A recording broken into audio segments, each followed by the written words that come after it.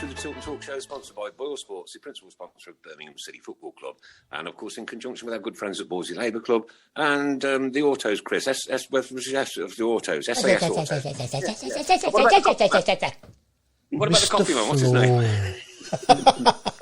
Garrison Coffee Company. Garrison Coffee. I shall remember that. It's a hard one, isn't it? It's a really hard one. That is, yeah. You'll get it. I'll just have to think of the Garrison pub. Right, okay, no football to talk about this week apart from internationals, and but you know what, we're here, and we've got along with us tonight Mr. Mark Adams. Hello, good evening, everybody. Hope everyone's all right. We've got Mr. Hipkiss. Good evening, all. AKA Mr. Sheen. And we've got Mrs. Brown. Good evening, Mrs. Brown. Can I just test them? Can I test them all while I'm here? Oh. Yeah, no. I'm the star of the show, the one and only Mr. Jon Berry. Whoa. Who are you? Mr. Floor. Who are you? I'm one and only. Welcome to the show, John. Yeah, I was one and only. Who are you, by the way? I have no idea. It's Jon Berry. It's more difficult to remember by the day.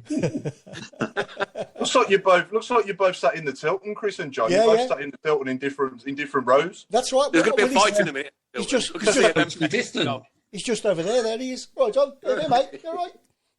We're nothing if not compliant. I'll tell you what. That guy who's behind you on the centre circle, he's been there since last week.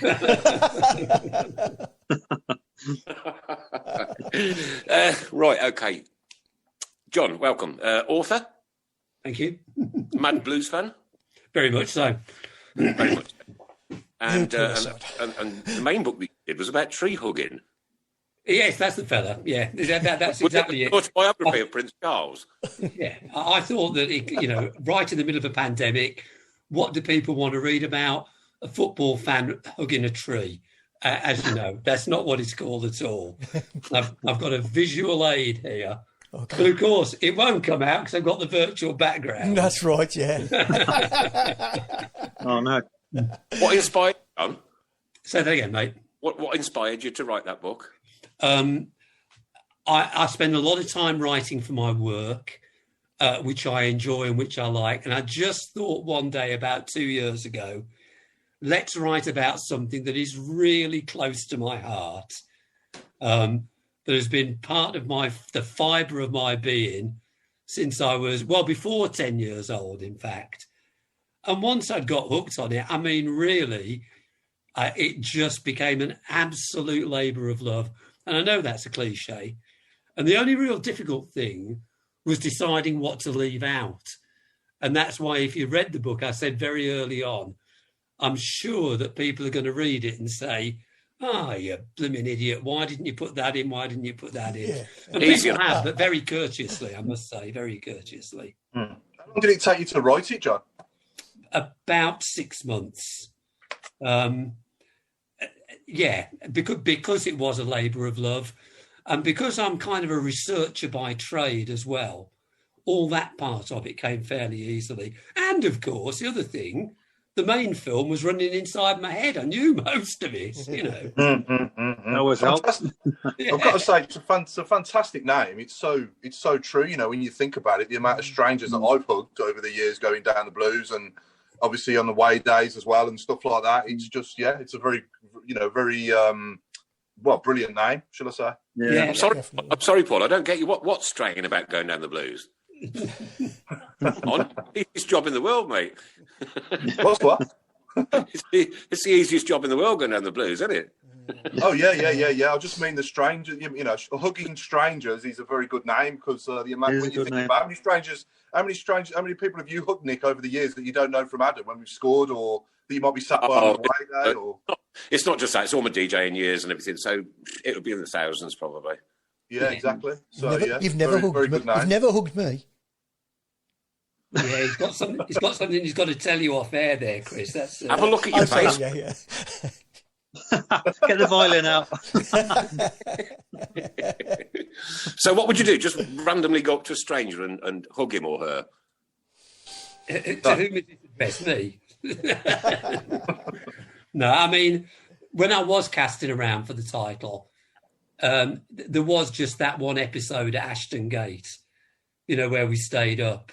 And here's me, and I was 64 at the time, and there's a kid stood next to me, and he's 17, 18, if it's that. And I'm just thinking to myself, this is ridiculous. There's about half a century between us, and we're both like clinging on for dear life. Yeah. Great, isn't it, though? Yeah. He was as dependent on me as I was on him, So true. Brilliant. Yeah. So true. So true, Yeah. There's a couple of moments spring into my mind. I remember when Zigic scored at Wembley against Arsenal, and the guy next to me, like, we were just jumping all over each other like a pair of children. It was just mad. And going back even further, I remember not actually being at the game, but watching us play Liverpool in the FA Cup when Ricky Otto scored on the screen at St Andrews, and the guy next to me again. We were just jumping all over each other and going mad. It was. Well, the same bloke, was it? Yeah, it was my dad.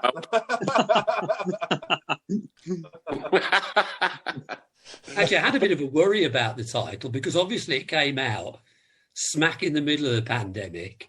Yeah. And a number of people said, I don't know so much about that. But actually, because so many people who actually go to games recognised it, I actually had an email last night from a Bristol City fan.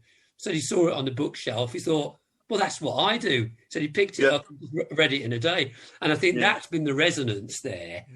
So all my concerns about it being, a bit out of touch in the pandemic world, because people recognise it, they've been overcome, really. Well, people are longing for it, aren't they, John? People are sort of aching for that again, Oh, absolutely. Yeah.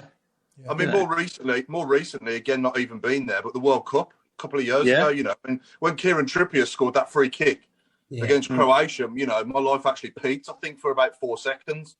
I just got covered in alcohol. I was in Yates' in Solihull, and it was just an absolutely mental moment, hugging strangers. That's right. Yeah. Yeah. There can't be one football fan in the whole world that's not done it, though. One proper football fan, there can't be. Oh, yeah. You're a football fan. You don't care who you're sitting next to, mate. When that goal goes in, you just want to give everybody a hug. Yeah. Absolutely. And the hugging. How many copies has it sold, John? Do you know? I don't know, because publishers are very coy about that kind of thing. Yeah. Okay. But my sense, because I have, I've published in another sphere before, my sense from the amount of correspondence I'm getting and from the number of reviews on Amazon is that it's selling very well indeed. Excellent. And the other thing about it, and I was really, always keen for people to know this, and it's not me being noble. I didn't do it for money. No. So I want the money to go to the Jeff Horsfield Foundation. That's fantastic. Oh, brilliant. Again, That's something fantastic. people will associate with, because it's a football book about football people. And you look at the horse, and he wasn't, he wasn't a superstar, but again, he fitted that criterion of every time he played, you said, that bloke is giving the lot, Yeah. And It resonates with us, doesn't it? Not to do it for money, and to do it not for any personal gain whatsoever, and then to do that for a very, very well worth charity, which Jeff, obviously, he does an awful lot of work for the local communities and one thing or another. And I absolutely commend you, sir. I really thank you very much indeed. But it was a no-brainer. I was always going to do it. So easy to think of yourself instead of thinking of others. It really is. It's so simple. But what a lovely, lovely gesture. And thank you very much for doing that, mate. That's really superb. Really nice gesture, that is. Yeah, it's brilliant. Can I just say there's a lot of virtual By hugs the way, on the I've got goosebumps. I've got a goosebump alert. Mr. Floor. Can I just say there's a lot of virtual hugs on the shirt box at the moment. So oh, bless. That's great. There we go. Linda says a hug says a million things. You're absolutely right, Linda. It does. And there's another one who works tirelessly for everything as well. And right, okay. So right now we're going over to. Ouch! I've just put me wire at my laptop. Oh God. We're going over to Brenda's Garden. Brenda's Garden. What an absolutely superb job they've posted in Brenda's Garden. Well done to everybody that contributed, to the organisers, and to Brenda and Jeremy. Lovely video on there last night. Smashing. Great to see him. Come on, Blues. Yeah. And, what a lovely gesture. Did you hear about it, John? No, tell me about it. Right, we got two of our disabled supporters. Brenda and Jeremy, very, very, very well known. Brenda comes in on a little walking frame, bless her. And Jeremy always comes down the street singing, "Come on, Blues!" The absolute top, right? I'll miss him. And she got ripped off. Some people do it. She got proper ripped off. I think about $2,000 or something like that. And Linda and the blues community all got together, chipped in a load of money, and a load of lads went round there in the pouring rain the other day and sorted a garden out for her, lock, stock and 2 smoky barrels. Boom. Absolutely fantastic. Good. That's the family. Yeah, it is. That's proper. Yeah, that's absolutely fantastic, yeah. Mm. And a big shout out to Baz as well, and all the people from BHST who turned up on the day and, had a good go. I've not been in touch with Baz or Matty P, right, or TJ. I should have done, because I know I said I was going to last week. Okay, my apologies for that.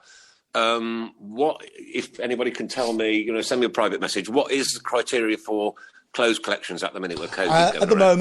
At the moment, they're all closed, Nick. So you can't. Everything's closed, is it? Can't. But they have got an Amazon wish list, which is ever so easy to go on. You just get the link, and then a list comes up of all the things they need. Some of them are like a box of chocolates, a box of crisps, a sleeping bag, and it's ever so easy just to click on, and then that goes straight to them. No hassle. It's fantastic, yeah. So I have sent some stuff this week on behalf of Tilton Talk as well. So nice one, well said, Chris. Thank you very much. Ooh. Right, International Week it was. Then we beaten Belgium. Top team in the world, currently within the FIFA rankings. Paul, what was your take on it? Yeah, I thought first half, I'm not going to lie, first half an hour, I thought we were going to get a good hygiene. They were kind of like all over us, and every time they went forward, they looked like they were going to score, and they get that goal rule for offside, and they take the lead, obviously, with the penalty, and I'm thinking, can I see us coming back here and actually winning? But now, fair play to the lads. Second half, performance was much better, and obviously we got the penalty before half time, and it was 1-1. But yeah, second half was much better. I thought Declan Rice in midfield was excellent. He had a cracking game, and obviously with Rashford's pace and Calvert-Lewin as well, we caused them problems on the counter attack. And yeah, we did a job on them in the end. And it was a very fortunate winning goal. But you'll take that every day of the week, won't you? Well, look, Stoke had one the other week against us, didn't they? With a deflection. Yeah. So exactly. And, right.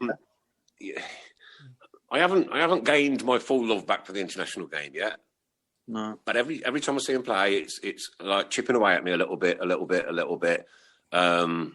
Obviously, there's another player that we ain't going to mention, but I am seeing a definite improvement to what when I used to go to literally every England game when all the prima donnas were out there and about, and it was like, you know what? Don't walk into a football ground with your headphones on. It's the most rudest thing out. I hate it. I hate stuff like that. Like, you know better than anybody else. You're a human, yeah? You're just human. That's it. Yeah. Right? Yeah, okay, you're a very fortunate job and you get paid an awful lot of money. But don't ignore your fans. Don't ignore those that turn up to support you, ever. Absolutely right. So, yeah, I think, Southgate's done a decent job since he's been there. Last 12 months has been a bit more challenging for him, but certainly since the World Cup and last year, it certainly looks like they want to put the shirt on and actually perform and play for us, doesn't it? Which is good to see. Yeah. It's no more who's fan, is it? If you put that shirt on, mate, that badge is it. Yeah, and we demand that you play for it proper. Yeah. Steve Portman says Tracy was brilliant too, stepping in for me to project manage Brenda's garden. I'm isolated at the moment. I hope everything's all right, Steve. Best wishes, and can't wait to see you guys again soon. Yeah, I didn't watch it, but also I'd like to mention Blues women getting a good result as well over the weekend. That was a good result, wasn't it? Yeah. Against Rick, doesn't it? Looks like the new manager. Looks like the new manager there as well. He's having a good impact. Yeah. Yeah, sort of bounced back from the cup defeat, didn't they? Yeah. Are you a follower of the international scene, John? Yeah, I did. I mean, I watched the second half yesterday, and I'd echo what the other guys have said. I mean, there's a system there now. They don't look lost. No. And even I thought first half yesterday, the bits that I watched, when they were clearly getting the worst of it, you know what I quite like? They said, you know what? We are going to have to hit it long, and it's not the end of the world. Yeah. And so they'd obviously worked it out, and there was a system. And I think it was what Nick was saying. For years, you watched England, and you thought, what's going on here? How can you players who couldn't justify going anymore, John, I'll be honest with you. And I honestly never used to even watch it on the telly. No, I would agree with you. I know what you mean. Yeah. Yeah. Yeah, I think the World Cup, the Perhaps last my World standards Cup, are too high, Paul. Say again, sorry, Nick. Perhaps my standards are too high. That's right. You've been fed such complete football all those years going to St Andrews that it's always inevitably going to be a disappointment watching top level. What year was your first game, John? Sorry? What year was your first game? 63 was my first game, December the 28th, 63. Yeah. And it was about 3 years before that I'd actually decided, almost on a whim, I was going to be a Blues fan. And I think I told the story somewhere else. I'm just in the playground at school. I've got two sisters, a widowed mother. So it's an all-female household. No one gives a monkeys. Someone says, are you Blues or Villa? And I think very quickly on my feet and say, I'm Blues. And that's it. I'm done. Yeah. That's it. Done deal. Everybody's got a story, mate. Everybody. I love it. And who was your first game against, John? It was against the Arsenal. And we got beat 4-1. Oh. And then, but funnily enough, I start the book by saying the first game I went to, my uncle took me to the Albion on Boxing Day in 63. Yeah. And I don't know if you know this, but it's a famous day when there were over 60 goals scored. There's like a 10-2 and a 6-1 and all that. And the Albion was 4-4. Jimmy Greaves, under the lights, everything you want from a game. And clearly, he must have said to me, Mum, I'll take him down the Albion because that way he'll like that and he'll be spared a lifetime of misery of going down the Blues.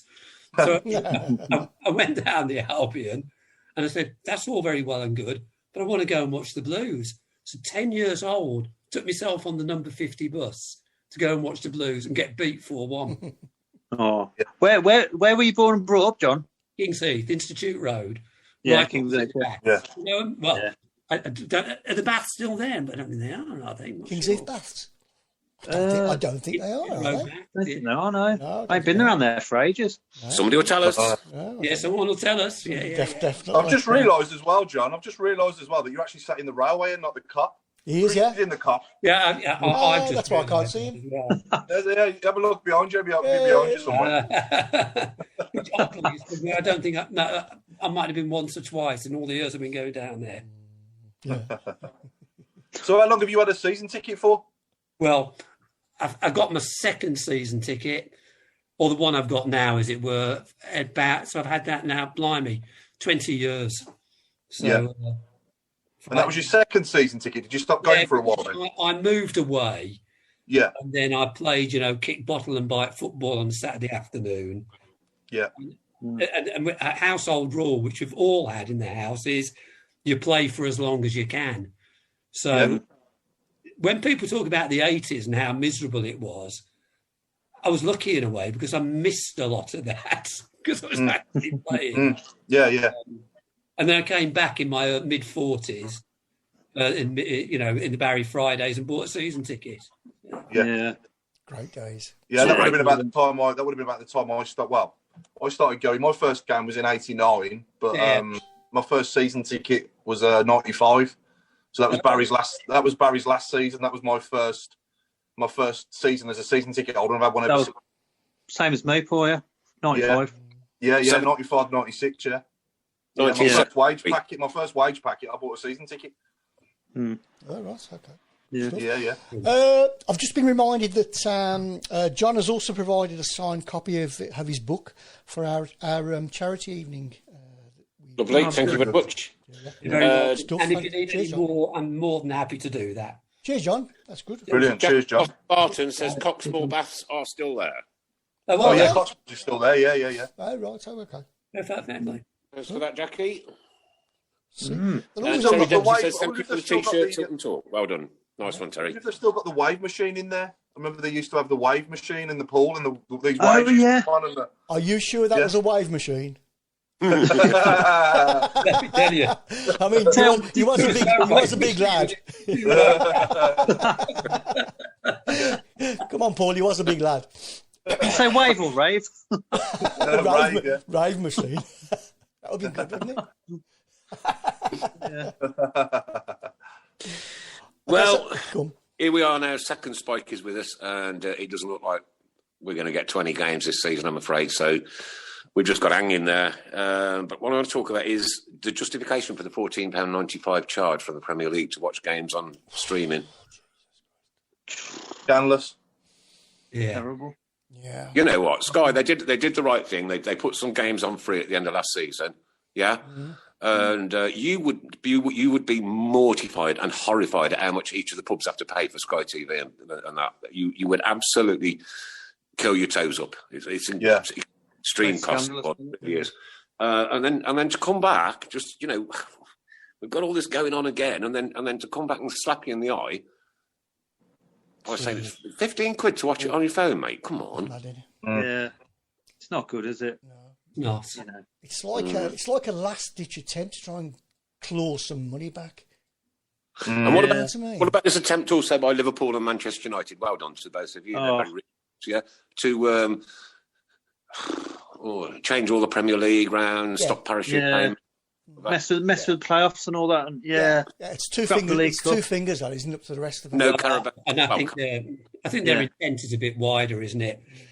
I've been fearful, as of a number of people for quite a while, that their real intention is to stop promotion and relegation. Yeah, that's on the card, isn't it? And to seal the whole thing off. Yeah, John, that last day, you've got three choices on that last day if you're a Birmingham fan. You either get promoted, or you get relegated, or we stay by 1 point. Yeah, that's the only three choices we ever get. Yeah. The excitement, the adrenaline that's pumping through your body on them days and them occasions. We ain't going to win. Look, we won the Carling Cup. Yeah, that was absolutely superb. But we're not going to be a regular cup winner. We're not going to be right up there. Yeah. And clubs like ours, proper hard-working blokes, clubs and women, by the way, need those days out. We need them memories. Yeah. Andrew, after watching Man United's last game, I'm not surprised they're trying to stop relegation. Yeah. What a crazy weekend that was! Yeah. Oh God. Yeah. Even crazier on Sunday, wasn't it? Yeah. Yeah. I'd rather not talk about the one after that game. It was a freak result, you know what I mean? They do happen now and again, weren't they? Freak. Did you see the Facebook videos over the last few days from Paddy's funeral outside the Blues? Yes, saw that. Oh, yeah, I saw that. What a moving was that? What a how moving was that, mate? That was incredible. What an effort was put on. Brilliant send-off, great send-off for him. Great to see a lot of turn up for him as well, so he was one of our own guys, so Yeah, that was a goosebump moment. Yeah. Crazy. Definitely. First time it's bound to have happened before, but it's the first time I've ever actually seen a clip of horse and the horses and the obviously the in the cop. The coffin being taken around the car park. I thought that was a lovely touch. It's lovely. Well, it was. It was really nice. Yeah. It was fantastic. Yeah. Nice to see. Yeah. Okay, so just going back to what we've just been talking about, Alan asked what your book was called. I said Hugging Strangers. Stephen Gill says it's the American owners that are wrecking the league. Well, and the owners of Sky TV, or the top end. We all know where they come from, don't we? Yeah. I just feel for the smaller, the smaller clubs in in Leagues 2, League 1, and even lower down in the National League. And little clubs like that, Shrewsbury, Accrington Stanley, you know what I mean? I remember, kid, we always used to wait for that word to come out when Thingy was reading the football results, Accrington Stanley, because it just sounded funny. Oh no, I always looked out for 4-5. 5-4. He's 5-4. That way, yeah. I think that those clubs as well can feel particularly hard done by that. They've not been allowed to have, 900, 1,200, 1,300 people in there. They could be spaced out. They could actually... Of course they could, John. Of course they could. I mean, somebody wrote easily. There was 10,000 there on the weekend in Finland. Yeah. Somebody wrote about it a little while ago. But, how difficult would it have been to have 15,000, 20,000 at Wembley? Yeah, that's right. He could have done it. Yeah, easily. Simple. Well, no. But, funny enough, I went to a pre-season friendly at Royston Town, which is a small club, not far from where I live. They had about 300 in there. They managed to get a few people into the bar, making a few bob. The burger vans there, they're making a few bob as well. And you think, everyone knows how to behave themselves. You know, I mean, going back, I know what Nick was saying before we were talking, but the vast majority of people do. So why clubs at that level aren't being allowed some people in so they can make a few quid at least? Quite beyond me, I've got to say. It's bizarre, isn't it? It's really bizarre. I mean, you could get 10,000 in Blues easily with the infrastructure and the roadways and the networks and everything around it. 10,000 a game, yeah, you could do it. I get it, and I know that this thing's evil and horrible, and it's, you know, coming back in a nasty way. I don't know. Would football have got the blame for this second spike? Of course it would. Yeah, definitely. All he can. He's training with Gary Monk now, isn't he, at Sheffield Wednesday? Yes, he's at Sheffield Wednesday, yeah. He's training with Sheffield Wednesday, yeah. Good luck to him. Yeah. John, Graham Haynes is asking, what's the best goal you've ever seen at St Andrews? Oh, indisputable. And it's there in the book. 1968, Barry Bridges against the Arsenal. Nick and Chris are probably just that bit young for it. Ooh, Thank you. thanks. But anyone, I don't know about him. absolutely fantastic. The railway end. And the great thing about it is there's no photographs, there's no pictures anywhere.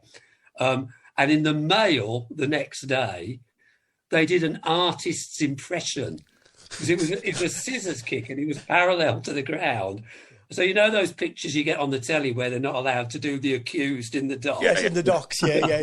The Mail's artist did a frame by frame of this Barry Bridges goal. Absolutely fantastic. Is that still around? Have you still got the newspaper I'd cookie? love to see that.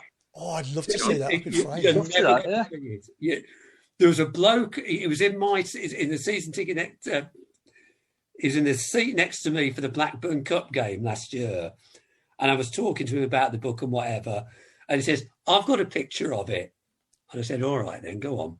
And we swapped address. I gave him my address, and he sent me this thing from the Mail, which he'd had up in a shoebox in his loft, and it was a photocopy of something that was obviously yellowing and frayed, and the caption says "Bridges on ground after goal scored." So it's not a picture of the goal, and he might as well. It was a cross between a picture of the moon landing and a fetal scan. You couldn't see it.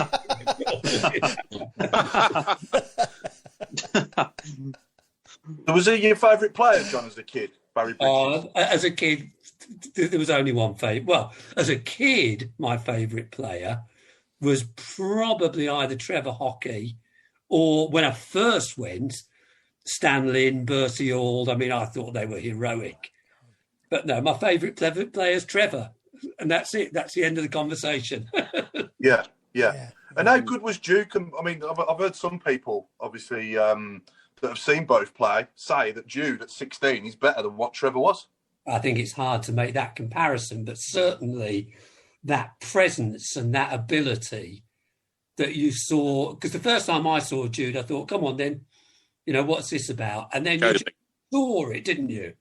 That absolute presence on the ball and on the pitch that marked him out. And Trevor had that as well. And apart from Dugarry, those were the only two people I've seen down the Blues in a Blues shirt that really had that. Frankie Worthington? Almost. Frankie Worthington, though? Possibly, yeah. You never knew what you're going to get with him. A bit like Dugarry, really. Mike Hill says, I was at Blues when Barry Bridges scored that goal against Arsenal. So there you go. There's two of you. Yeah, no, every time I mention it, someone crops up. Oh, yeah. Someone is exhumed to tell me that it was true. Who would you say is the best manager we've had in your time? Jim Smith, I think, has got to be right up there. I think Freddie Goodwin did a decent job. But, you've got to hand it to Bruce. Because he did it. Whether he got lucky or whatever, we knocked on the door under Trevor, and he got us over the line. Yeah. And he signed some players for Blues that I'd never ever dream of seeing in a Blues shirt. Like say Dugarry and Dugarry and Upson and Forsell and Robbie Savage. I wouldn't have thought we'd be able to sign Robbie Savage or players like that, you know. Yeah. Well, how good was Kenny Cunningham as well? Well, Kenny Cunningham was class act.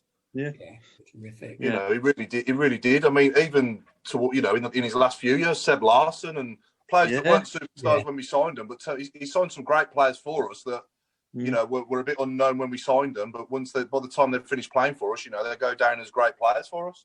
Yeah, big names there. Yeah. Certainly. So, I've actually just been sent a picture, John. Come on, don't tell me there's a picture in this. I've just been sent a picture of that overhead kick, And there is a picture. have you?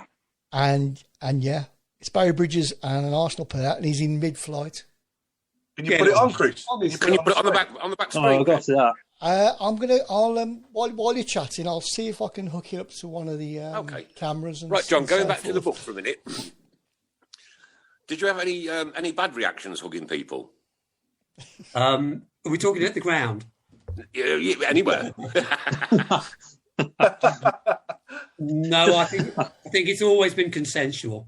Yeah. Because we were there at one game, and my son was next to me, and there was a woman literally in the row in front of him, and we scored, and he picked her up. Picked her up, and then he had to put her down. He says, "Oh, sorry, Dutch, because it's perfectly fine, mate." No, that has never happened. There's no unwanted physical contact that I've been aware of. It's just that immediate reaction, though, isn't it? You know, the first thing you do is grab the next person next to you. You want to celebrate, not only a goal, but celebrate together.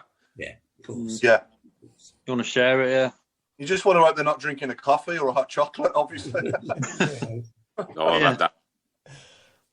Yeah. Yeah. That. Yeah. Yeah. Okay, you're gonna. So, what have you been up to this week, then, Mr. Adams? I've been, well, funnily enough, I was working yesterday, so I didn't see a lot of the England game. Saw bits and, you know, the score updates and so on. Yeah, just working hard all week in the NHS. Just doing my bit to fight COVID. So, Can you see it like escalating in Coventry? no, I don't think so. Really? No. I don't think you'll be able to see this unless you're looking on your phone. Some of you can see it probably, but I've just put the picture up. Is that the picture you're talking about, John? You won't, unless you go onto our Facebook page or one of the pages that are streaming it. I haven't got Facebook on my phone. You probably won't be able to see. But If you hang on a minute, then I've got it on here, and I'll turn my phone round and we'll see if we can get it on. Come on, then. picture. There's a few seconds delay on the screen. Okay. So here we go. Oh, you'll have to zoom. Oh, Well, I'll tell you what, it can't possibly be that game. It might be another one because that's not a night game. no. No, that's a day game. Well, there you go. It might be a mock-up or whatever. Yeah. But it was Look at that definitely a night game. pitch. Look at that pitch as well. I know. Great, isn't it? Lumps all over it. Great big old fat leather ball. Look at that crowd. Look at the crowd. Oh, my God. I know. Oh, look at those crowds. Yeah. We'll never see that again. It could very much Kids for a quid. No cardboard cutouts there, were there? No. No. Well, there you go. Whoever sent me that picture, it's rubbish. Yeah, well, thank them very much, but I don't think that's it. No. Somebody else just said that that's not the goal. It's in daylight. In daylight. Bridges' goal was at night. So there you go. Was it? There you go. Okay, so that wasn't the one, even though it does look rather spectacular, I It must does say. look fantastic. It's a great picture. Yeah. John, Brilliant picture. Yeah, very good player. Linda's asking, have you got any plans on a follow-up book? Yeah, there's one out in a couple of weeks. But it's very different because you talk at the start of the pandemic, and the moment people started talking about football coming back, I got obsessed by it. And of course, I had nothing else to do. So I've written a book called Project Restart, From Prem to the Parks, How Football Came Out of Lockdown. And it's just to cut a very long story short, I go with Burnley at the top. I go Burnley, Swansea, Forest Green, Tranmere, Solihull, Royston Town, Northumberland Park Rangers, Stonewall and St Albans City Women. And I've traced what happens to all of those clubs as they come out of lockdown. Oh, right, And I think okay. good stories there. I think people really like it. That's a very broad. Brilliant. Well, that's the whole idea is to get, and of course what I wanted to do was to go to their first real live game, but that didn't turn out to be possible. But I think, again, like Hugging Strangers, football people will get it, because what comes out of the stories in the new book is the way football clubs and football people, going back to what we were talking about before, just said, what can we do? What can we do? Can we do a food bank? Can we make some masks? Can we, get round visiting people? And that was a real mark. And of course, you'd be unsurprised to know that the lower down the pyramid you went, the more people did. Yeah. Yeah. So sorry, John, what do you think, going back to Blues for a minute, current day Blues, what do you think our aims are for this season? Where do you think we'll finish? Well, I'd like to be above mid-table. If you'd have asked me 4 weeks ago, I'd have just said, just stabilise. But a little bit like what we said about England, really. I think we've got a system now. I don't think it's very exciting. No. But we might have some exciting players to come in. But at least we look as know what we were doing. We look as know what we're doing. Those post-lockdown games, time, wasn't it? They were awful. Yeah. I mean, now you had to watch them on your own, but they were just terrible, weren't they? Yeah, they were awful. Yeah. They were awful. Yeah. Stephen Gilpaul is asking, do you think we'll get anybody else in by Friday? Ooh, no idea. I'd like to think another striker. I mean, we signed the Australian kid, haven't we, as well? Since we last came on here. There's a bit of awkwardness there's a bit of an awkwardness there with his interview, wasn't there, when he explained us as a stepping stone? That's right. They took the interview down, didn't they, off YouTube and all the other areas where they put it. But to answer the question, I'd like to think so. Do I think we will? Yes, I do. Yeah, I think we will. I think we'll. Okay. I think we'll sign one more player, and I hope it's a striker. Yeah. Mm-hmm. I think we'll have a few outgoings. I think we'll have a few outgoings as well. Yeah. Yeah. I think we will. Here's a question. Who's gone that you're sorry to see the back of? Oh, how long you got? Question. That you would have rather stayed. Oh, that you'd rather have stayed. He did an amazing job. Yeah, I think I always said it. I thought he did an amazing job. But we've now stepped up and gone one better than what Lee Camp's ability was, and there's no disrespect to him whatsoever, none whatsoever. I'd like to have seen a little bit more out of Jack Magoma. So would I. Yeah. We've managed to keep hold of Jeremy Beeler. That's a good thing. Who else can I think of now? Paul, help me out. I'd love Jude to have stayed, but it weren't possible, was it? I think Wes Harding could have played a decent backup to Colin, but that's probably not what he wanted. He probably wanted to play regular, didn't he? Them last 11 games when Monk first came in a couple of seasons ago, I thought he was amazing at right back when he put him there, and he had Colin left back, if you remember. He played out of his skin for us, didn't he? Wes Harding, for them last 11 games. Yeah, he did. But he could never really get a look in at right back since, could he? He kept going to left back, centre half, and he was so uncomfortable in those positions. But when he played right back, I thought he did well for us. But he was never going to budge Max Collin, was he, in that position? And that was the problem. And going back to Magoma, certainly the last 9 games of last season, I would have definitely liked to have seen Magoma more involved rather than leaving altogether, because we definitely needed him, didn't we? Yeah. Linda Meg was saying, we've got a few coming in on the shout box now. So Linda Meg was saying Shay Adams. Oh, yeah. Steve Portman's gone for Chekundoy. now, guys, no. Carl Sparrow's gone for Charlie Lakin. Yeah, he could have been a decent addition. Yeah. Well, he's only gone out on loan, hasn't he? Yeah.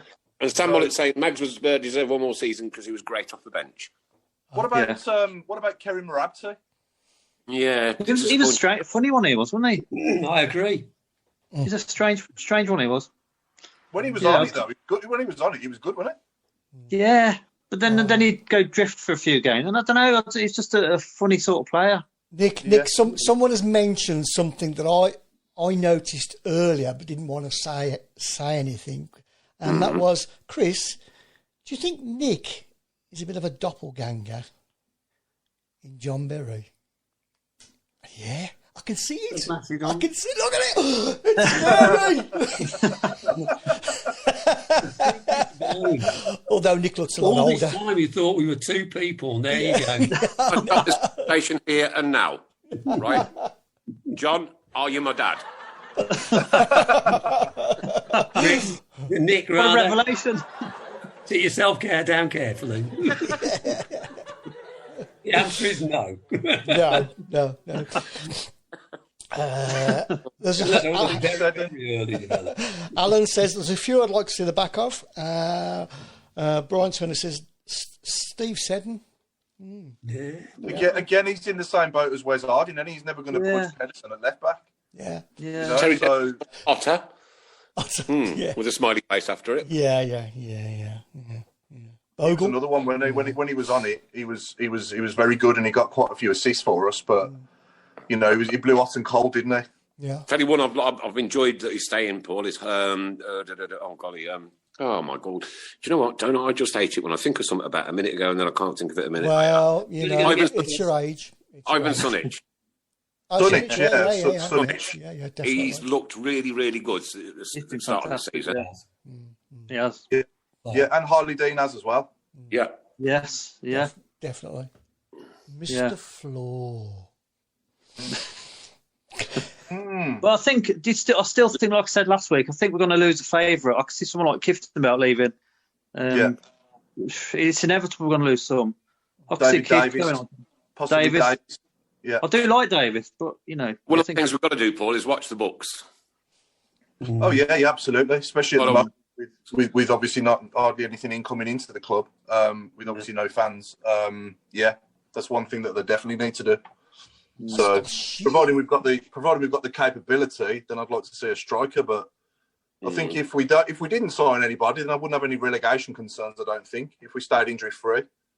Lyndon said two of Nick, God help us. Yeah. Would you agree with that? Stephen Gill's gone. He's saying Steve Seddon will be a great player for us when he comes back, and Seddon is a much better prospect than Harding from Pete Taylor. So, Samuel, it's gone for Mahoney. Yeah, Conor Mahoney, I liked him. He was decent. Yeah. We had him on loan, didn't we? Yeah, he's at Millwall now. Yeah. Michael Morrison as well from Trevor John Smith. Yeah. Oh yeah, that's good. Great shout, Morrison. Yeah. Yeah. That was. Centre half who chipped him with goals as well. Yeah. I think that was Harley Dean. Him leaving. I really do. Yeah, we've missed him. Graham hopefully Dean can get a few. Sorry, Nick. No, you crack on, mate. Sorry. I just said hopefully Harley Dean can score a few for us. He scored in the last game. Hopefully he can score a few more. Well, he's had a great start to the season, hasn't he, Dean? Yeah. So he looks absolutely trimmed and fit. He looks proper in tune. He's got his head on it now. Yeah.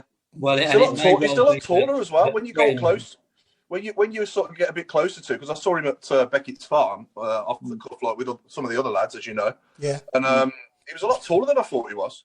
Mm. Yeah. I think the thing with Dean as well, from what you can see and from what you can gather, is that Friend does the talking. And it was absolutely clear as day that Roberts and Dean weren't talking to each other on the field of play after lockdown. No. I think the Friends brought a bit of stability there as far as that's concerned. Yeah, good. They're very, very, very quiet centre half pairing, weren't they? Yeah, I think so. Yeah, but then again, I think Roberts has got a good game in him as well. You know, he performed all right last season, Roberts, overall. He didn't do too bad. Might see a mistake, but he did okay overall, I thought. I'm just very glad to see the end of that long throw. We never ever scored a goal off, did we? Nothing. We didn't even get an off the bar or anything. Nothing. That's what we needed. That's what we needed Czech Endoy back for. That's right. Yeah. Yeah. He was a powerhouse, though, wasn't he? He was a beast. He was a powerhouse. John Graham Haynes is asking, do you think we should bring safe standing back? Yes, I do. Random. I do. Well, I don't think we should just go down St Andrews while all this lockdown is on, rip all the seats out and just get on with it. Again, regrettably, it's the Germans that have the model, you know, and in Scotland they've got it as well, haven't they? The retractable team and all the rest of it. It can be done. Oh, definitely, yeah. Terry's just said, where's San Jose? Pete Taylor's just replied, California. Ooh. Hey! Ooh. Hey. I agree with Stephen Gill there. Sanchez is the bargain of the season. So Absolutely. He looks absolutely superb. Yeah, He's just he's got everything about him. The look, I think he's gonna do all right for us. I think. Yeah, definitely. He's so good on the ball, isn't he? When he get the ball to his feet and he runs with it, he looks so comfortable. Yeah, Sam's just said, who's the best signing so far under Karanka? Friend for me. I think George Friend is because he's brought that togetherness back again, and you know what, we've got a team there again now. It's like it's gelling, and it's all you can see them coming together. And you know what, we haven't had we haven't set the division on light. We've got beat against Cambridge. Let's be real about it, right? Then we've beaten, was it Brentford? Yeah, and a draw against Stoke. Yeah, drew against Stoke, drew against Rotherham. So we've not set the division on fire. No. Well, I tell you what, when I look at the Twitter feeds coming out of the Blues and they're going on in training and one thing or another, I'm pretty excited for this season. Well, a lot more than I have been for many, many years. Yeah, definitely. Yeah, I've got no relegation concerns whatsoever. I don't think for a minute. No, I don't. Paul. I'm being very, very quiet. Providing nothing changes. I agree with you, but I'm being very quiet. I just don't want to be playing this back to you at the end of the season. No, I don't want you to be either. Hopefully, I'm playing it back to you. But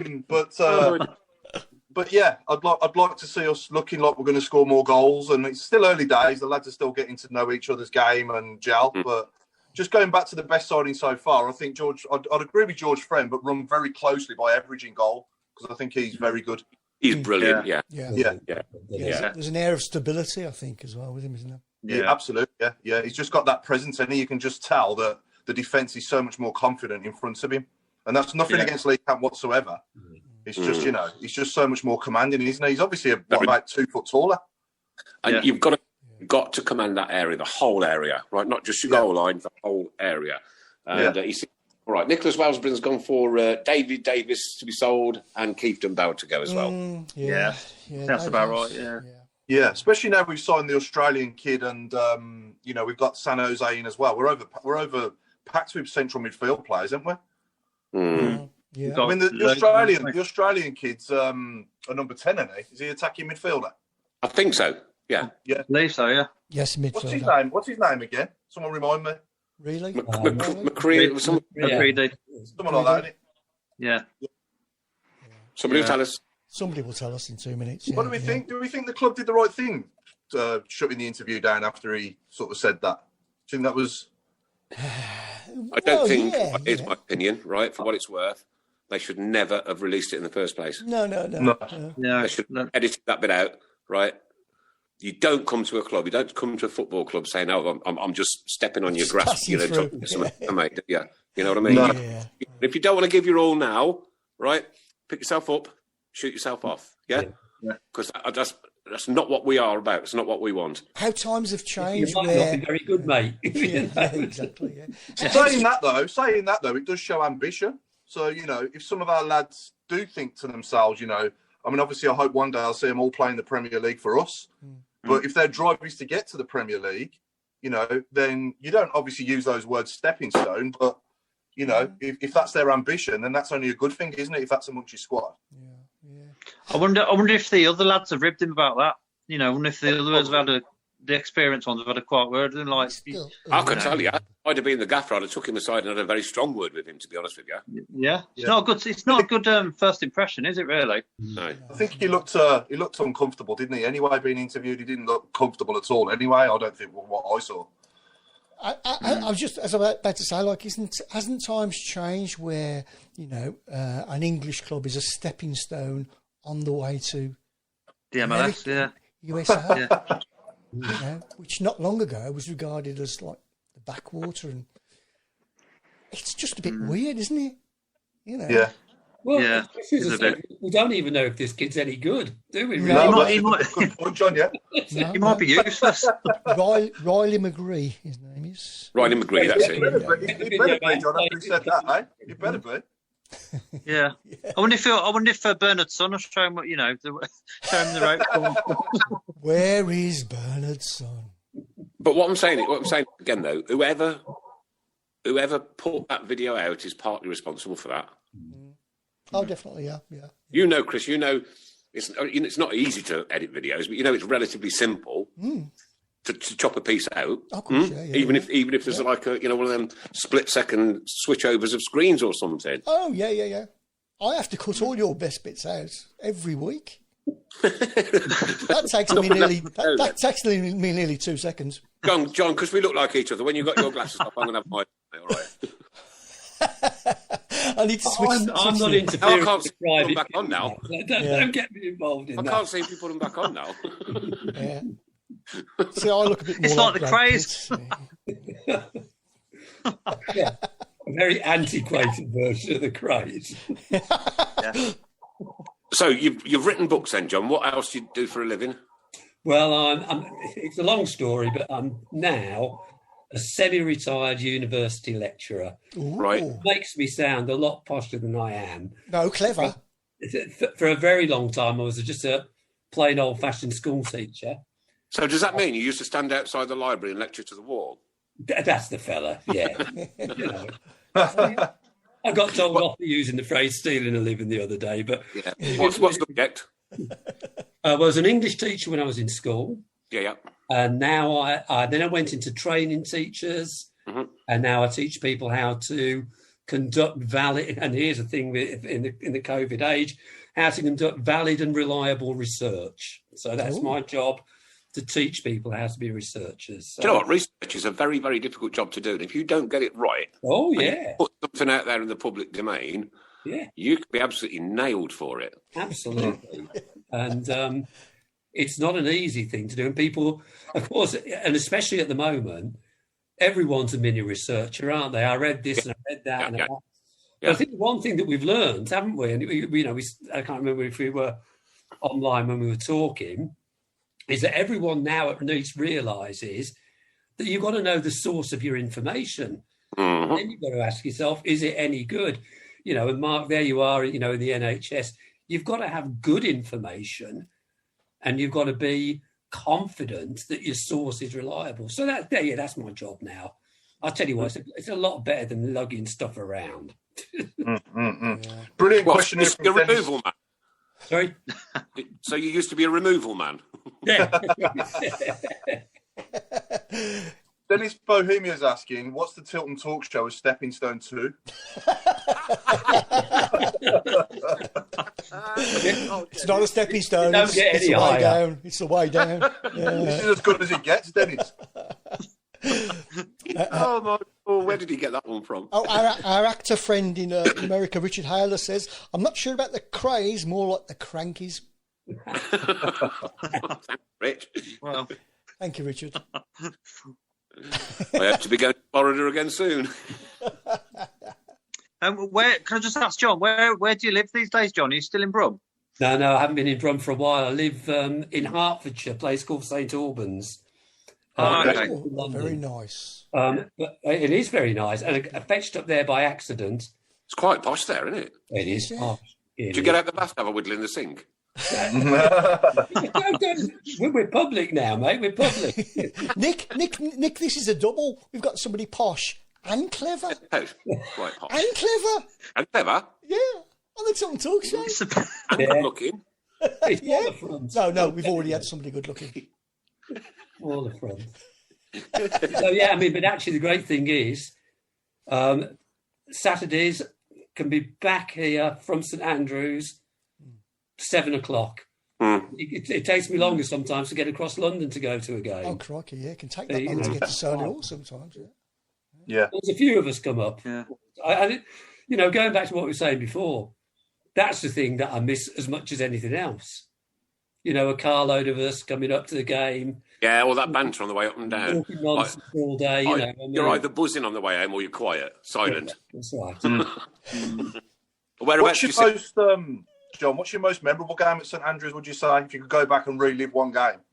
Well, it is a fairly recent one, and it's one that's close to all our hearts. Yeah. It was the first Villa game, in 2002. Yeah. Because, we'd been looking forward to it for so long. Yeah. And, of course, part of you was absolutely petrified. Yeah. That they were going to come and show us up and lord it over us and all the rest of it. And it was like a dream. If the That's whole amazing. thing- Yeah. And when the third one went in, well, I've never felt so completely immersed in something in my life. We had a team of warriors then, John, didn't we? Proper warriors. What I always say about that team is that this whole thing about if I were wearing, or if any of us were wearing a blue shirt, we would go out there and fight to your last drop. Yeah. And you looked at that team. I might only last a minute, though. It was full of them, wasn't it? It was absolutely full of them. Yeah, it was. I Yeah. think it kind of reflected the city in a way. I really do. I mean, I know that sounds a bit kind of romantic, but, you know, just hard-working, bit unglamorous, but my God, you'd want them on your side, wouldn't you, that team? 100%, yeah. Yeah, what a night that was.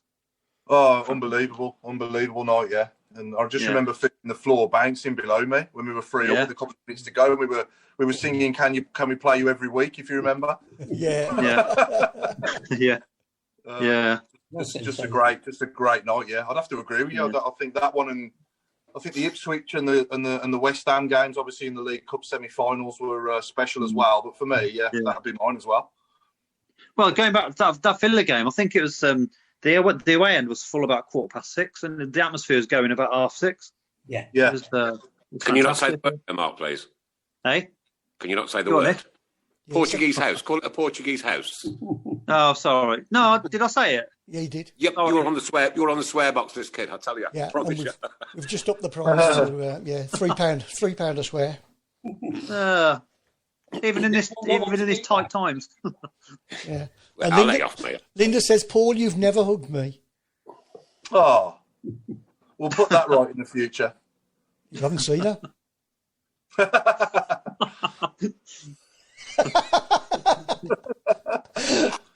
Oh God! Whereabouts you sit, Paul? Where'd you sit so we can bring her round? And take photos. In the main stand. No, you don't. You're a liar. Rug and thermos stand. Now, where do I'm in the you cup. usually tend to sit? I'm in the cup, and I'm in the cup. You're in the cup. You were jumping all over me that night, Paul. Row 14, absolutely. Alan, I remember. Was he having a hug? Dave as well, the guy behind me. Yeah. Was he hugging you? Alan used to sit right by me, in the cup, yeah. Yeah, we were all going nuts. Where does John sit? I sit in the cop as well. In the cup. Halfway and the railway. I got you. Okay. How far up? Just over the gangway. Row 26, I think it is. No worries. No worries. It's all right. I'll bring Linda round for you, mate. He's done it. No, Linda's a rock. She's brilliant. You know what? When something goes down, that woman is there time after time after time, tirelessly for everybody else. Yeah. And, she does such amazing work. Really, I can't believe the stuff she gets through, to be honest with you. Absolutely super woman, proper wench. I don't care what they say about her. Proper wench. But I can tell you this, though, Sam was the only one that bought me the fig rolls. And then I couldn't eat them because I was that nervous. No, I can't eat them. Figs ain't what they used to be. No, I don't make fig rolls proper. John, Sam Mullet's asking, what's your favourite away day? Right. I should know that, shouldn't I, really? Give me a moment. Talk amongst yourselves for a minute. Well, mine was Huddersfield coffin. We'll teach them. Was where? Mine was Huddersfield, we had a coffin made. Look, after the show, get onto YouTube, just put Villa coffin in. You'll laugh your socks off. Yeah. We had death threats over it. Yeah. And my wife has never forgiven me for having it in the house. Just one of the most iconically funny moments of football for me. It was brilliant. That's brilliant. Yeah. The look on that copper's face when we were marching a coffin up and down the street.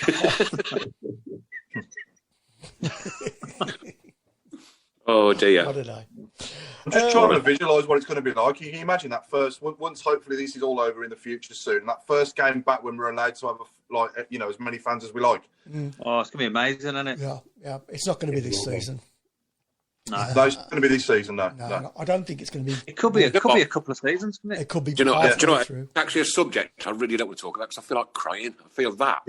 Yeah. It hurts. It hurts. It does hurt now knowing that we can't go, but just imagine what it's going to be like though when we can and we're all there, like, you know, and it's just going to be unbelievable. Yeah. That first time you walk back in the ground, and whether we'll be able to go, you know, obviously under restrictions at social distance between now and then, obviously with a lower gate, I don't know, but that just wouldn't be the same anyway. But I'm talking like, you know, when hopefully one day, so in the next couple of years or so, things do get back to normal again, and we can have, like, you know, a full house again. Can you? I mean, it's funny you say that. And imagine how loud that keep writing is going to be. It's going to be unbelievable. It's just going to. Oh my God! It's just going to. That's just going to blow your socks off, isn't it? Yeah, yeah. And I think we will sell out. I think we will sell out because it'll be a massive novelty, won't it, for everyone? It'll sell out when we can, when we're allowed to sell out. Yeah, yeah. Yeah, definitely. But even you. Go on, Mark. Sorry, I was just going to say, you saying that, Paul. The next couple of years, it still sounds surreal, doesn't it? It does, yeah, yeah. You know, you saying that. You know, going back to Paul's question about the favourite away day. Oh yeah, go on. Yeah, go on, John. Do you remember there was a 6-0 at Millwall? Yes. Oh well, yeah. Under Houghton. I went with a whole bunch of people who had a big drinking day. But what made me think about that, and going back to what Nick was saying about crowds, is because not quite the last away day was at Leicester, wasn't it? But we were at Millwall on a Tuesday night, weren't we, or a Wednesday night, just before lockdown. Yes. And we were in the pub beforehand at London Bridge. And we were, you know, you probably know at the King's Head there. And we're absolutely packed in like sardines. And that's 2 weeks or so before lockdown. You think, what was being transmitted there, you know? And it made me think that if I ever do go back in a big crowd, I don't know. I mean, I will, but it's kind of nerve-wracking, I think, in a way. Yeah, it is. Yeah. You know what, as well? We scored in that Millwall game off of Mark Roberts' throw, but it was disallowed. There was nothing wrong with it. Do you know what? Yeah. Yeah. You're right, yeah. Yeah. How do you remember all this, Mr. Ipcase? I don't get you. I just remember certain things, yeah. Certain things? How does he remember, Brian? Can we rename him? Paul's got Mark Roberts behind him, miming. Chris, Brownie, go on. Can we rename him Mr. Savant? You know what? I can't remember getting up this morning. Oh, look, going back to the lovely Linda, she's raised around £10,000. Amazing. Superb lady. Well done. Isn't that fantastic? Done amazing things for our PTSD charity that we've still got going. And again, with this other lockdown now, if we have to delay it till next May, then we will. There was so much we wanted to do. Sharon was going to have her hair dyed blue. It really is maddening. But it's crazy. You know what? We can't do anything about it, can we? We're all in the same boat, so don't get knickers in a twist, Paulie. Horrible times. She had her head shaved. I was looking forward to that. That's when she should have given you a hug, John. She's older than both of us as well, isn't she, Chris? Yeah. Apparently, she said she's promised to get the first round in as well. Hey! When we go back as well. So fantastic. Yeah. Tilton Talk Curry after lockdown. Thoughts? Yeah. Says Gregory, please. Yeah. I think he said that about 3-4 seasons ago. He was talking about us all going for a curry. What a memory. Who was this? Yeah. Gregory, please. Going out for a curry. Going out for a pint. We need to do that, don't we? We need to do that. Yeah. Pete Taylor says he's got no problem socially distancing from Holland's pies. Ooh, controversial subject. Mm-hmm. We haven't got much time left. We need to get on to John's 1 to 11, don't we, Paul? 1 to 11, John. Yeah. So we asked you to do your all-time team in your lifetime so far, from the best players that you've seen play for us. So fire away, my friend. What's the format? Okay, so there were 1 or 2 controversies in there, and I tried to mix it up sort of era-wise as well. Mm-hmm. Yeah. So in goal, I went Ben Foster. Yeah. And again, a lot of people, a lot of great keepers going right back. Nick, Chris, you might remember Jim Herriot. Do you remember him? Just. But Ben Foster, number 1. Number 2, right back. Again, one for the old ones is Stanley. Stan the Wham. He's our top goal scorer as a fullback and was the top goal scorer as a fullback for a long time. Took the penalties, took free kicks from outside the box, proper old-fashioned. So I put him in as a nod to that era. Mm-hmm. For me left back, I did go Martin Granger because I thought, again, just fulfilled that whole criterion of being, wholehearted. And then there were the goals, weren't there, and all the rest of it. Free kick. Yeah. My centre halves, me 4 and me 5. I went Kenny Cunningham, and I also went Joe Gallagher. Oh, what a man! What a man! Just before your era, again, lots of competition. Then we could have had Liam Daish in there, Roger Hind, lots of people. Yeah. Me 2 in the middle of midfield, I thought were quite easy to do. Howard Kendall, one of the best players never to play for England. Yep. And a lad called Mark Ward, who you younger guys will remember. Great player. And we never really replaced him until we had Barry Ferguson. No. Yes. Like he had the ball in the middle of the park and was Yeah. comfortable with it. Yeah. Either What side. formation are we going here, John? Is this 4-4-2 or 4-2? We're going 4-4-2, yeah. 4-4-2, okay, mate. I'm going a bit Barry Fry, as you'll know with my next one. Because on my right midfield stroke winger, this is a controversial one, I've gone Jose Dominguez. Brilliant. Because he was one of the few players down the Blues, you think, just give him the ball and something might happen. Yes. Yeah. Just let him go. And by the same token, a player on the other side for whom I had enormous admiration, Stan Lazaridis. Yeah. Absolutely brilliant. So we've gone a bit over attacking there. So those are me 4 across the middle, and me 2 up front. Well, obviously Trevor, and I have paired him up with Mikhail Forsell. Wow. Very good. The partnership that would be. Great team. And captain? I hope so. Captain. But you look, it's actually, when it comes down to it, we moan like fury about the Blues. We've had some great players, Oh, we have. We have. But Absolutely. they've all right, gone.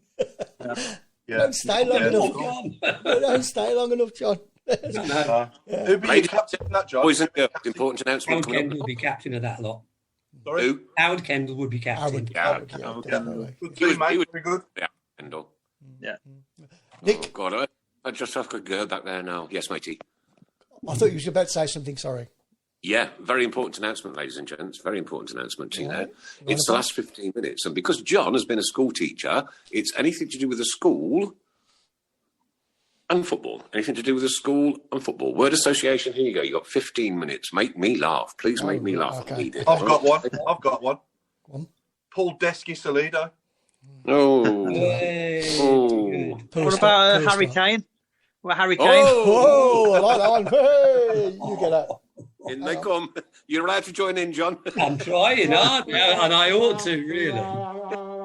Hang on. Just the wrong one. Just a reminder, Mark Ward is coming on the show in November as well. Oh, is he? So, yeah, Mark Ward is on. Yeah, he's on. And we've also got Lee Clark coming up soon. Yeah, that's going to be a beauty. Next week, that isn't it? That's next week. It's next Jonathan week. Playground. It's next week, it is. Yeah.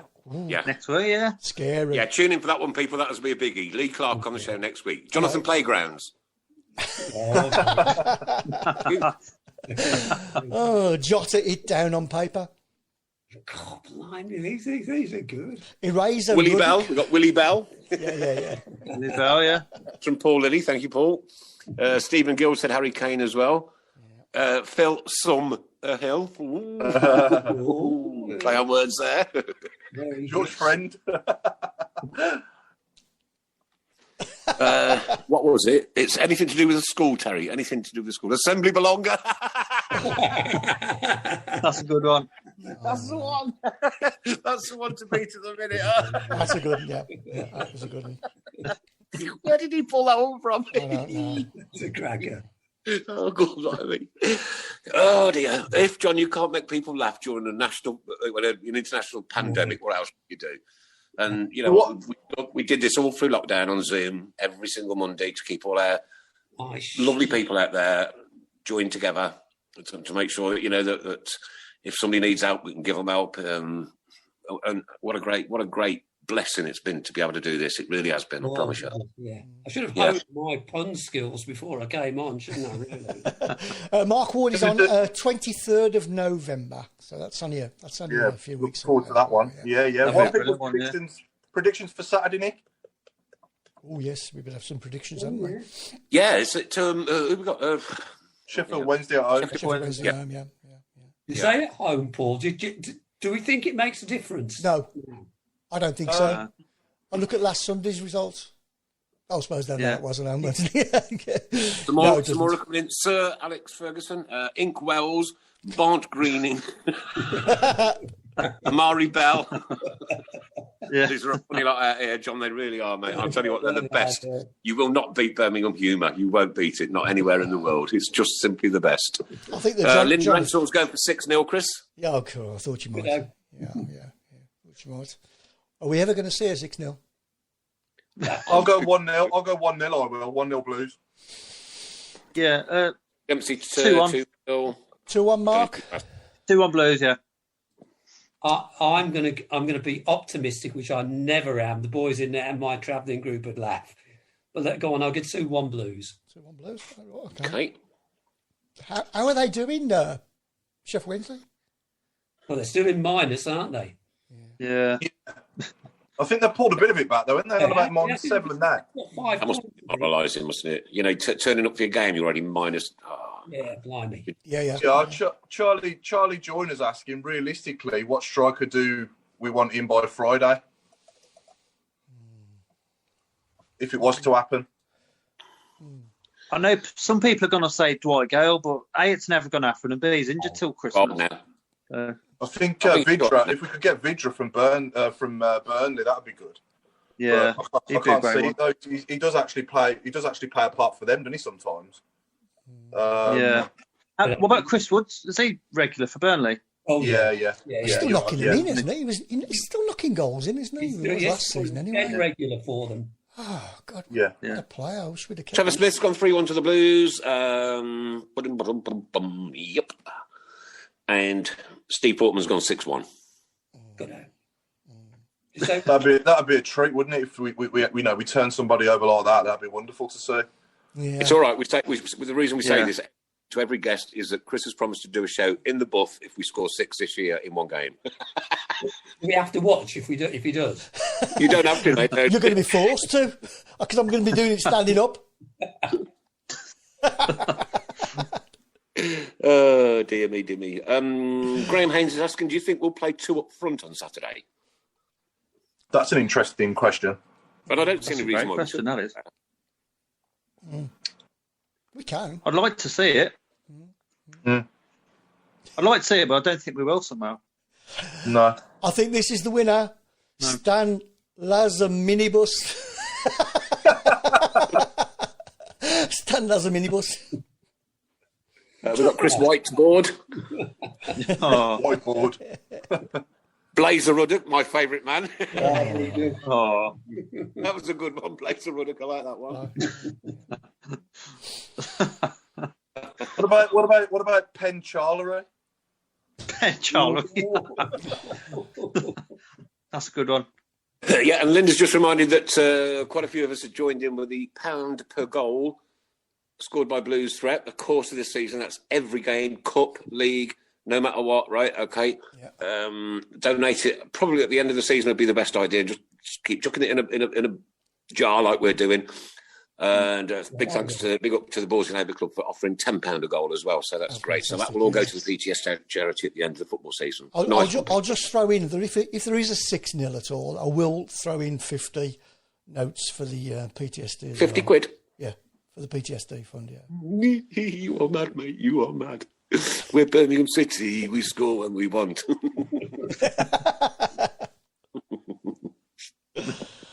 Come on, man. Anything else to do with schools and football? What about a lunch break, Shay? Maybe. No, maybe not. Maybe not. I think that deserves that. We've got Ollie Gunnar's school show just coming. Oh, I like that one. Yeah, that's a good one. No blackboard. No blackboard. Where do they get them from? They do me any notice every week. Oh, dear. I don't know whether to put my glasses on or take them off, Chris, to be honest with you. They're steaming up already. Yeah. 50 quid and I'll still get them off yet. Don't worry about that. I hope they invite a female guest that week, if that's the case. Oh, wow. Oh, dear. Wow. Oh, dear, Steve. Well, especially if we're back in the studio. Who would you prefer in then, Karen Brady? What do you think, John? Do you reckon he'll go 4-4-2 Not Saturday? Linda, anyway. John, do you think he'll go 4-4-2 Saturday or 4-2-3-1?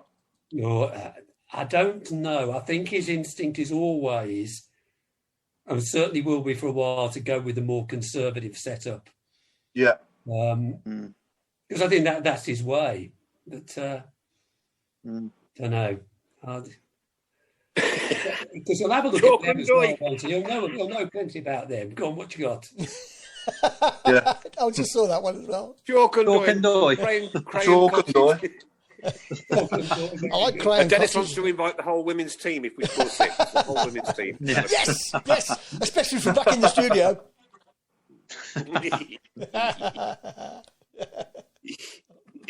Love it.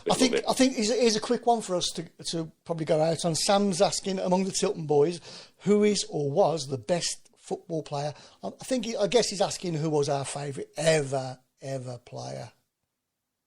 Blue. Go on, Nick. It's simple for me. It's got to be Trevor Francis for me. That's it. Yeah. And, I've got to echo that. I mean, for guys of around our age, Yeah. I think it's the only possible answer. Yeah, I'm going with TF. Is it? I think I've always looked at favourite differently to best. I think the best player I've ever seen at St Andrews is Christophe Dugarry. But my favourite ever player is Stan Lazaridis. Yeah. He was a lot of people's favourite, wasn't he? Because again, he loved him, John. Loved watching him. Yeah. But I think for me, I like say, Paul. Technically, it'd be Dugarry, but I've always had a massive soft spot for Horsfield. Yeah. Workhorse. Yeah, I absolutely love Stephen Carr as well. I love watching Stephen Carr as well. Yeah, just loved his passion. Another one that you mentioned earlier, John, Forsell. What a great player! What an absolute great player! I mean, again, whoever thought we'd see a player as good as that down the Blues? I mean, he was. Well, arguably, Kevin Phillips was just as good. I mean, he's the most clinical goal poach I've ever seen. Really, I loved Seb Larson as well. He was a great player. Yeah, another good player. Yeah, good show. Yeah, it's a quick type. If you read the book, you'll know this on the school thing. I taught Kevin Phillips.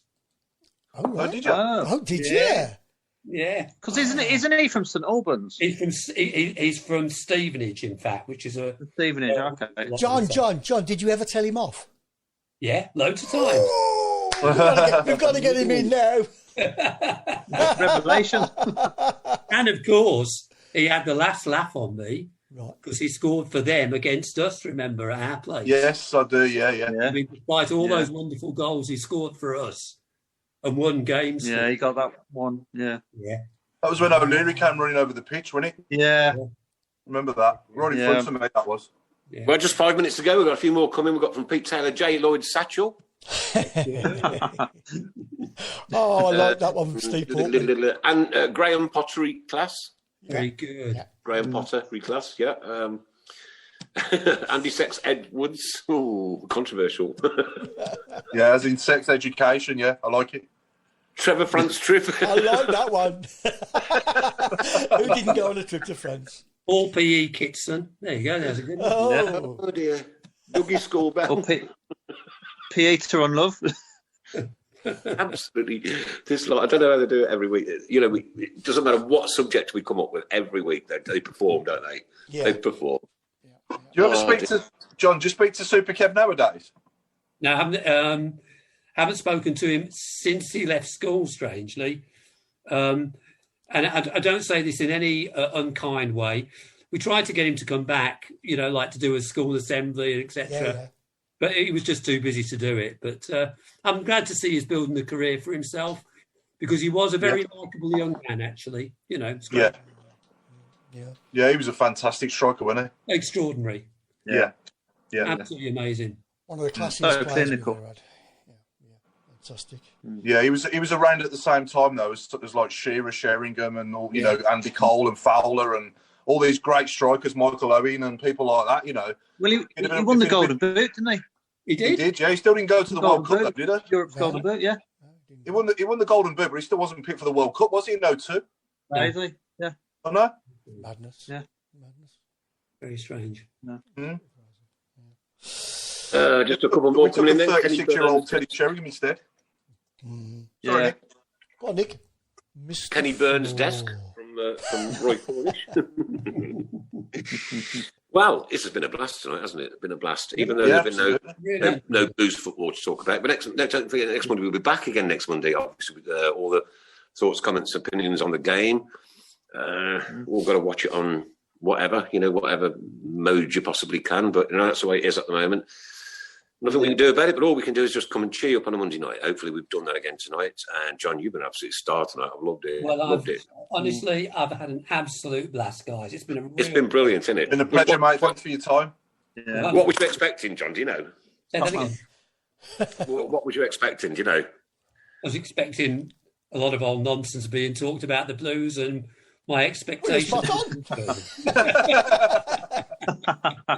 Do you not watch the show, lad? Before we go, well done to Christian Pedersen on making his debut for Denmark. Absolutely. And go easy on England on Wednesday night. Yeah. Definitely. Yeah. Last one for the night, then, Paul. Here you go, Kevin Inkwell. I like Nick Spell. Oh. Nick Spell. That's a good one. Nick Spell. Nick Spell. Yeah. Lionel Messi hands. Oh dear me. Lines or Messi. Yeah. Very good. I got that. I get that. What can I say? We've run out of time again. Don't forget, guys, next week, the one and only Mr. Lee Clark will be joining us on Zoom. John, it's been an absolute blessing and a pleasure, and I'm absolutely thrilled that you've donated all that money to Jeff Horsfield's charity. That was really just way above and beyond. That was superb. Well done. Which means I've now got to go out and buy the book, haven't I? Yeah, that'd be a great idea. I've got to learn to read. Oh! You know the joke, available in all good booksellers and some of the bad ones too. So people are telling me that Pedersen's back at Blues. He's not with Denmark for the England game, so wonder what it is. Well, I don't know what's happened there then. Well, Mike Hills just said, great show tonight. Thanks for the schoolboy memories, John. Very good. Superb. Well, this has been the Tilton Talk Show, sponsored by Boyle Sports, the principal sponsor of Birmingham City Football Club, and of course with our good friend John. Thank you. Say goodnight to the people. You guys. And from Mr. Robe. Good night, everyone. Stay safe, please. Mr. Bean. Stay safe. Good night, everyone. And Mrs. Brown.